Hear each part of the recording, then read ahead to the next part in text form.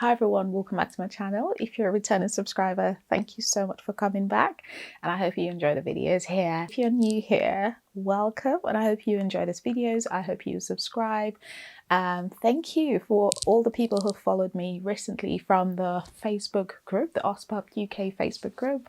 Thank you so much, and I hope these videos are really useful for you or to you. Today I'm going to talk about what to expect during the OSPAP year. So I'm going to talk about some of the OSPAP modules, but obviously bear in mind that different universities have different modules, and I can only talk about the university that I attended, which was University of Brighton. Of course, it has been over 4 years, almost 5 years really, because I started mine in September of 2015. So a lot would have changed.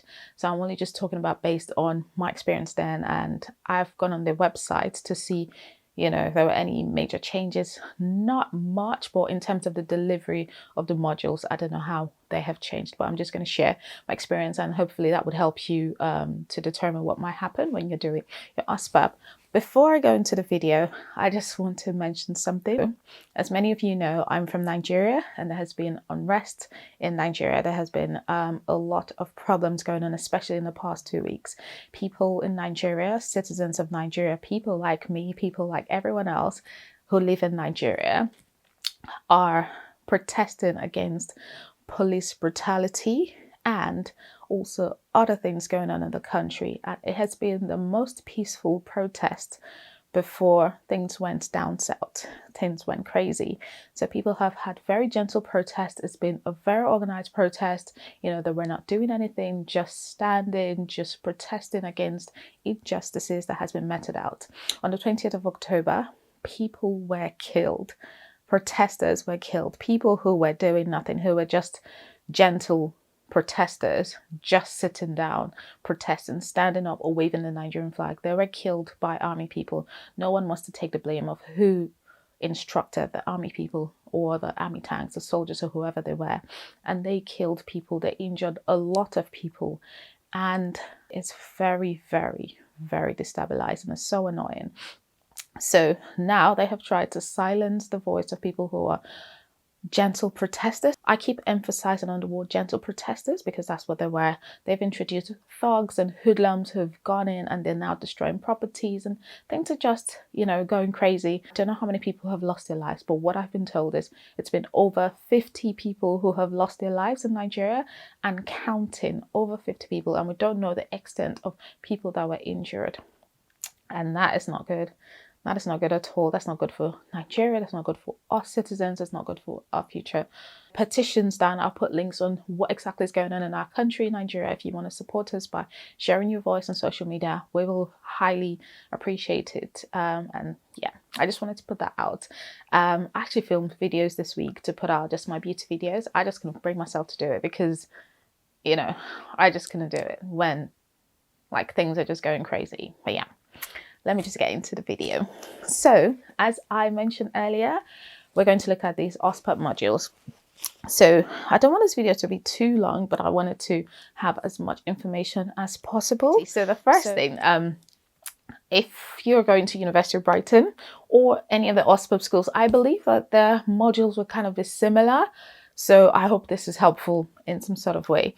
So, for us in Brighton, especially people who did postgraduate diploma. So I'm going to talk a little bit about the MSc version because I didn't do the MSc version, but I'm assuming most people will do the MSc version. I think the main thing that differentiates the MSc from the postgraduate diploma is the fact that they do a project, and yeah, so a whole project, and they do their dissertation on it. So that's completely different. Okay, so in the first 2 weeks, when we go into the course, I think the first day we had, you know, course enrollment, got your ID card, got any other kind of like school stuff. And then we had an introduction to some of the modules that we were going to do. And we got a chance to meet other people who were doing OSPAP at the same time as us, which was great. So the introduction was mainly like academic services, showed us where the library was, obviously get your ID card, get some discounts as well. Also introduced us to some of the lecturers, told us the heads of departments and everything. They just had like a little word with us, you know, welcoming us and stuff like that. And then they told us what to expect from the course, which is really important. So as you may or may not know, the course is split into two. So there's semester 1 and semester 2, or first semester and second semester. So the OSPAP course starts from September. I think I can't remember when I started, maybe 28th of September. I can't remember, but it starts in September and it would usually end in June. The semesters are split into 2, as I said, and there's always an exam or exams at the end of each semester. So there's semester 1, once you finish, you write an exam, and then there's semester 2, and when you finish, you write an exam. Yeah, so there will always be exams. As far as I know, I think most schools will have exams. So just to talk about how it was split. So in my school, or in Brighton at the time, we had from September to December, and we had a little break. Okay, as normal. And then we came back in January up until March, and there was a little break for Easter. And after that, it was April all the way to June. Those breaks were pretty short. They were just to break for Christmas and also to break for Easter. But bear in mind that you'd have a lot of assessments waiting for you during that time. So you're not going to sit down and not do anything. You will have coursework, you'll have assessments to do. I remember the December one, like all through my Christmas, I was trying to submit my coursework because it was due in January. And then when we came back in January, I think we wrote exams in January, if I am not wrong. Yeah, I think first semester exams were in January. So that's what happened. And then the second semester exams were in June. Okay, so the way the course is designed, you'd have modules. In Brighton, there were about 6 or 7 modules, I think about 6 of them, and they were compulsory. Some of them we did in first semester and some of them we did in second semester. And of course, there was a research project for the people who were doing their MScs. For these models, they were taught. So they were taught by lecturers, and some of them you had to do independent study for them. So study in your own time. And obviously there were assessments and there were group works, and there were some of them that had practical sessions or being in the lab and things like that. So, okay, during this time as well, just during induction time, they also talked about pre-reg places, which I thought was really good. In this place, they would tell you, would ask everybody who has pre-reg places. So most people actually my class didn't have, and then they'll give you some advice on where to look and how to apply and things like that. And there would always be information to help you to do that. So doesn't mean you should relax. It's always better to get your pre-reg place before you start your OSPAP, just so you can concentrate on OSPAP, not go for interviews and things like that. And you will feel a little bit more settled if you have your pre-reg place already sorted.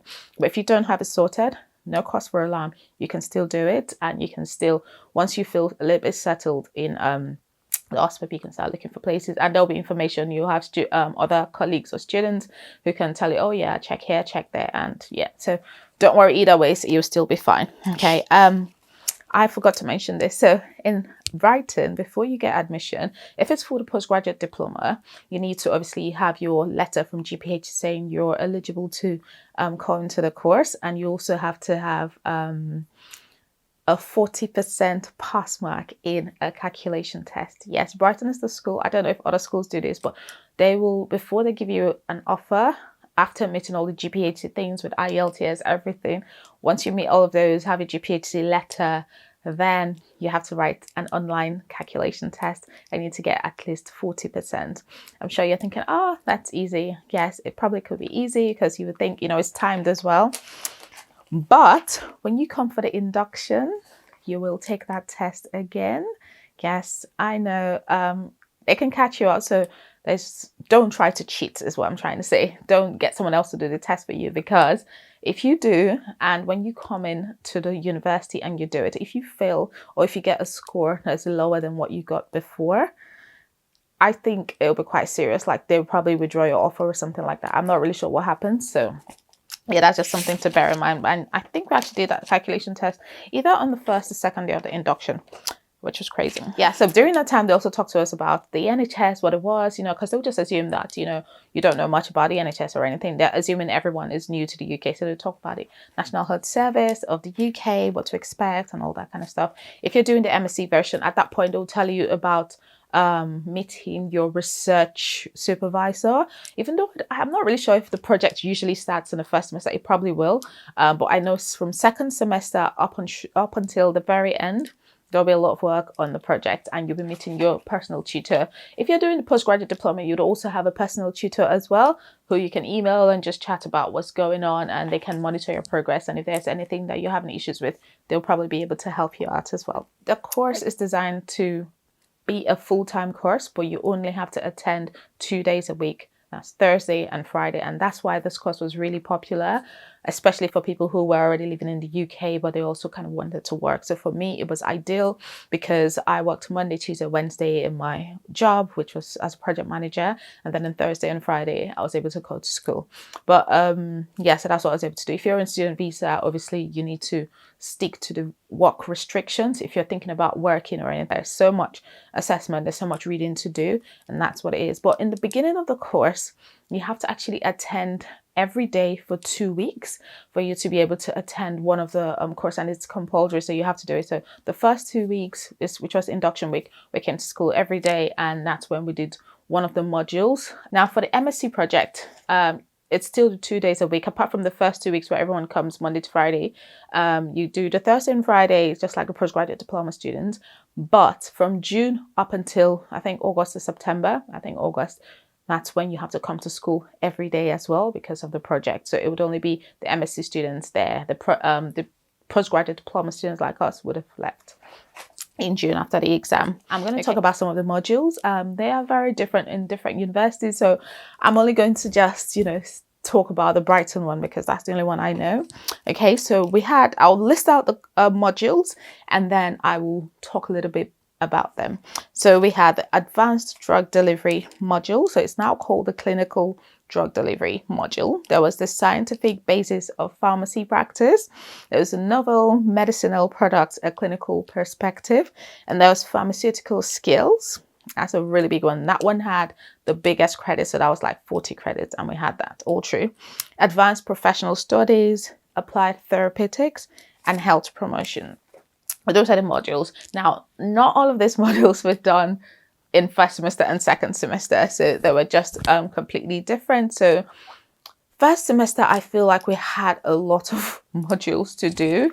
Like from what I remember, and let me just check my notes. I know from the first semester, we had advanced drug delivery, we had scientific basis of pharmacy practice, we had a novel medicinal product, pharmaceutical skills, advanced professional studies, and applied therapeutics.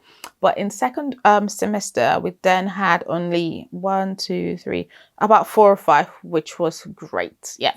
Before I go into the modules, I also wanted to mention, whilst you're getting into the school or getting your offer, you'd also do something called a disclosure barring service. Basically, they're just checking that you haven't committed any crime. The school pay for it, so that's totally fine. It's called a DBS. So you'll do that. You'd also need a police report from your own country, especially if you need a visa to come to the UK. And there's something called fitness to practice.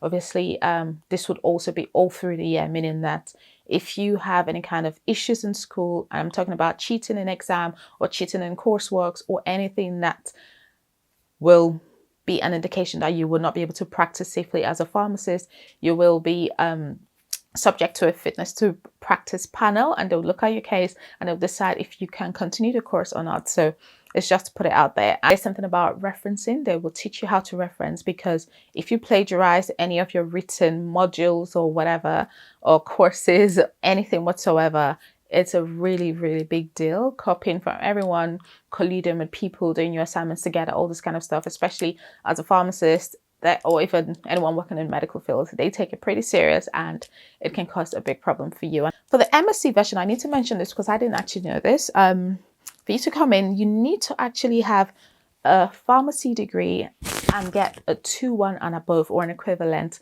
So that's in addition to obviously your GPHC papers, and that's in addition to getting the 40% in the online course. And obviously if you have failed OSPAP in another university, then you can't come to Brighton. Now, all these things are just specific to Brighton. So go on other universities and find out what their requirements are, because they might be different, but this is just Brighton and this is what they did, or this is how they operate. So now let's look at these modules. So the first module was called Advanced Drug Delivery, or called a Clinical Drug Delivery. So basically they're just looking at how medicines are delivered in the body, and that's why it's called advanced. So it's more like a course where they're looking at how a drug is designed such that when it goes into the body, it goes directly to the target cells that it's meant to actually work on. And I think the course was really, really interesting, to be honest. Like, at the time I was doing it, it sounded really complex. Look, they taught us about oncology meds, you know, how you target cancer cells, how the medicines work in that way, and also for surgery. So for example, like fibroids, you know, what kind of medicine sometimes they use to attack the fibroid, you know, how it is delivered, how it's designed. They also looked at wounds or tumors inside the body and how the drugs are delivered just to that site, just so it doesn't disturb anything. So it's just, that's what that module is all about. It's pretty interesting and it's really nice. Like, I mean, now the second course was called the Scientific Basis of Pharmacy Practice. This is the one that we did in the first 2 weeks. I think it continued all through first semester. It's a module that brushed you up on all the previous modules that they're assuming that you should know. So for example, it was a mixture of microbiology, it was a mixture of chemistry, it was a mixture of biochemistry and nutrition, it was a mixture of, I think they had virology, they also had physiology, they had just so much stuff in it. Like, now the thing with the whole thing is that each of these mini modules inside that module, we had a test on them. So there were 5 tests and there was 1 written test. And this was all done, I believe, I think all the 5 tests, they were short online tests. They were done, I want to say before January. Yeah, they were all done like before December. And there were also calculation tests as well. And the pass mark, obviously, I think for that module was, I think 40% or maybe 50%. I can't remember. They can change it, but at the time it was either 40% or 50%. And then there was a written assessment as well for that, or a written assignment or coursework. So it was pretty intense, to be honest. I felt like this module was a very, very intense one, but I was so happy it was just the first semester.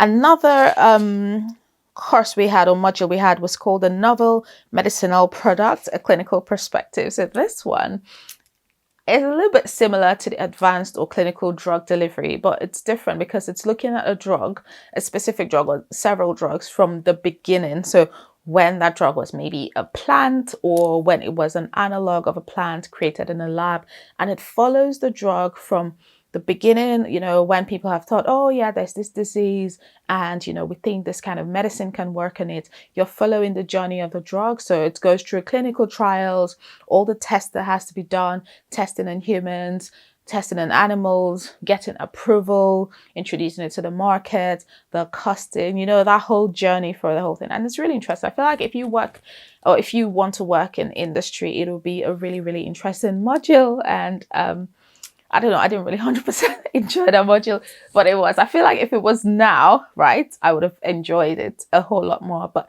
it was very interesting. So with that one, it was good. We had a course work, so like an assessment. It was written, they'll usually tell you how many words, maybe 2,000 words or something like that. And then there was a written exam at the end. So it wasn't bad in terms of like the exam and everything, but yeah, it wasn't as interesting as I hoped it would be. The next module is called the Pharmaceutical Skills, and this is the one that you do all through first semester and second semester.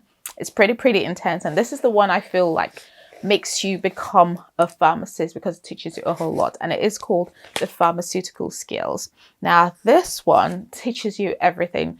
We had to work in a simulated community pharmacy. It looked like a proper community pharmacy. There were computers, there were labelers, there were things we could dispense. There were actually medicines there as well.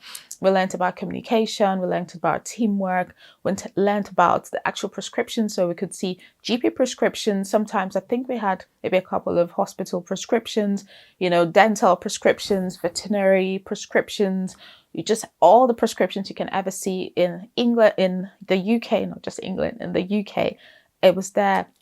And we learned from the very beginning how to look at a medicine and prescription, what to look out for, make sure it's a legal prescription, how to label a medicine, you know, picking the right medicine, labeling it, the instructions that has to go on it, you know, counseling, handing it out to someone, looking up, doing a clinical check on the medicine, seeing that that medicine is appropriate for what has been written on the prescription, speaking to patients. So we all pretended to be patients sometimes. It was a really, really good, I actually enjoyed that module, and because it was in a pharmacy setting, it was really interesting. They also taught us things about finding out about minor ailments. You know how people come to community pharmacy and say, oh, I have an ear infection, the kind of questions to do. They taught us how to examine the ear, the mouth, nose, you know, wounds, skin infections, things like that. It was a really good module.